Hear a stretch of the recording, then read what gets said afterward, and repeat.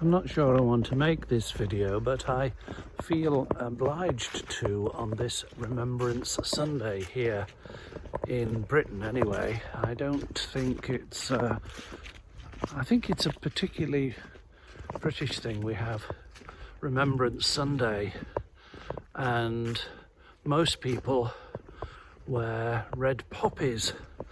Last year I made a choice, and instead of a red poppy I wore a white poppy, which is a bit controversial, and I attracted quite a bit of criticism because of course it is a stance for peace, and you may not agree with me, and that's fine. I hope that's fine, but I find the red poppies and the emphasis on Remembrance Sunday throughout the country as frankly glorifying war and the war dead and the sacrifice, and I personally struggle with that. I have for many years. I often, when I lived in Chapeltown in Sheffield, I was a guardian, which basically means a low-cost caretaker of some council buildings in Chapeltown. And in Chapeltown there is a park and there is a war monument, and I spent quite a long time one morning on Remembrance Sunday, I think it was, trying to put myself in the shoes of, the boots of, the army boots of the young men, of course mostly young men, who are commemorated by name in stone on the monument, and there were hundreds and hundreds of names, men who I'll never meet. They were sons and lovers and husbands and fathers. Now, we live in a different time, and yet there are names being etched on wooden crosses, and I'm sure in due course stone memorials in towns all through Russia and Ukraine, and I dare say Gaza and other places in the world that we're probably unaware of.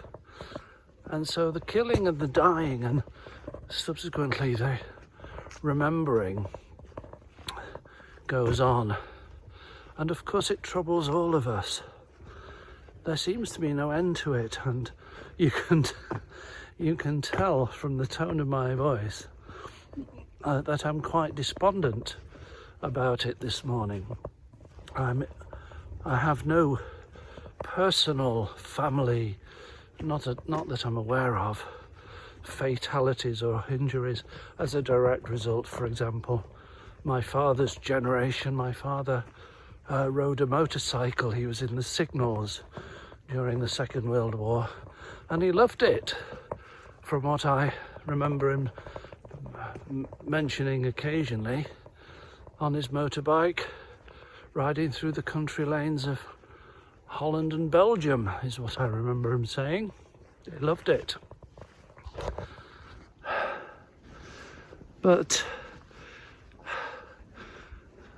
the killing and the maiming goes on, and of course there are reasons, and cultural reasons and political reasons, and I'm not going to go into that, because there's always at least two sides of the killing.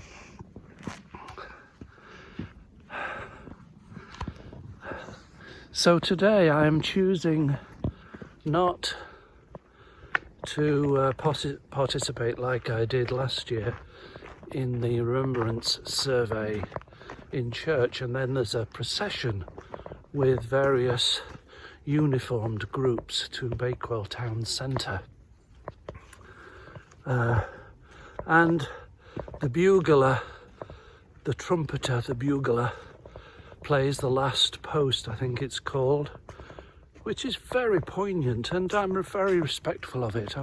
I don't want to give the idea that I don't respect why people choose to celebrate's not the word, is it? Let's just say remember those who made the sacrifice. Just going back to the Chapeltown monument, instead of sort of thinking about all the heroics of the men who went off to war and never came back, what struck me, I'll say this briefly, I actually put myself in the boots of a young man. I chose a name, I can't remember what name it was, and it dawned on me that there were those, I might say more sane thinking young men who disagreed with war, disagreed with, let's call it patriotic duty, disagreed with going off to fight and potentially kill others, and yet not for jingoistic reasons or even familial reasons,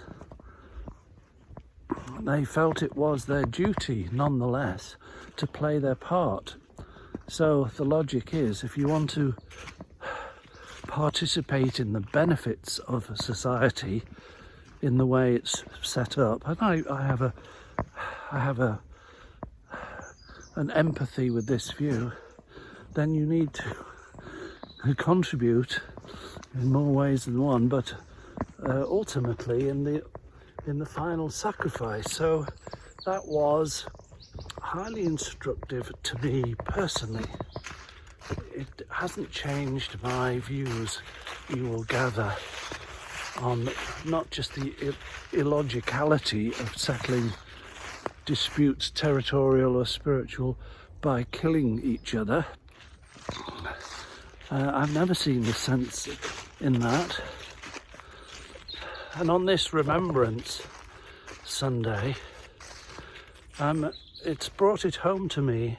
I heard on the BBC News in the car radio this morning after meditation that October's casualties in Ukraine on the Russian side was 40,000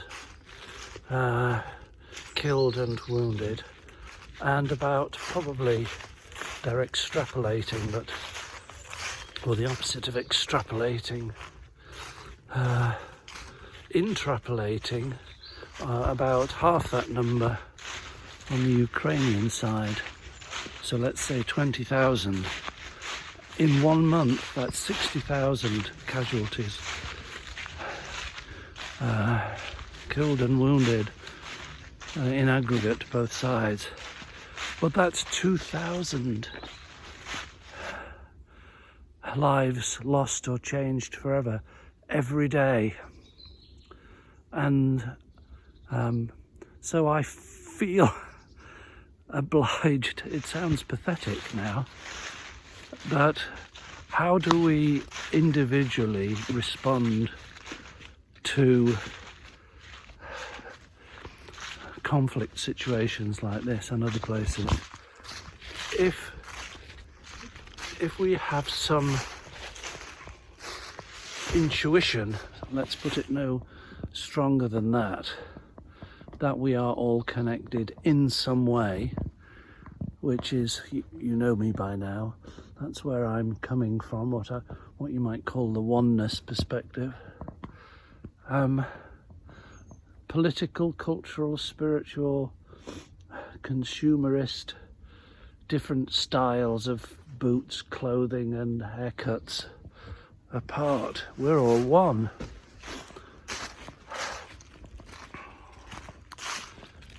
And so I felt that in the senselessness of it, and I have to say, you'll have to indulge me here a bit in the what I consider to be a senseless result of the election in America, unfathomable to me. And I also heard an interview with the surviving teachers, and not pupils but parents, and a pastor of a school in Georgia, which didn't hit the news here in the UK, but another mass shooting at a school in Georgia in September, with a young man, 14-year-old, with an automatic weapon. And they're happening every day in America, just about, I understand. We don't hear about it here in the UK, but both grown-up killing in the fields of Ukraine or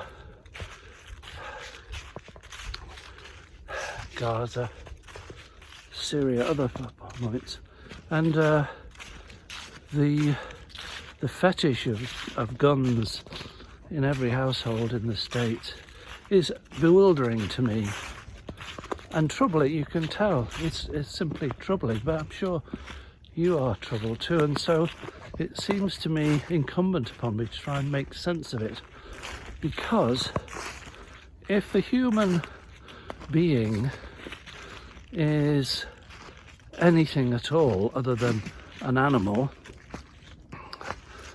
it seems to me we are meaning-making organisms, or sense-making.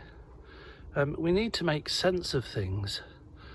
We tell ourselves stories, we stitch together stories about our own lives and the society that we live in, and now the world that we live in, and some of us would say we are jeopardizing the whole future of the planet with our obsession with fossil fuels, etc., etc. Yes, you know where I'm coming from on that one.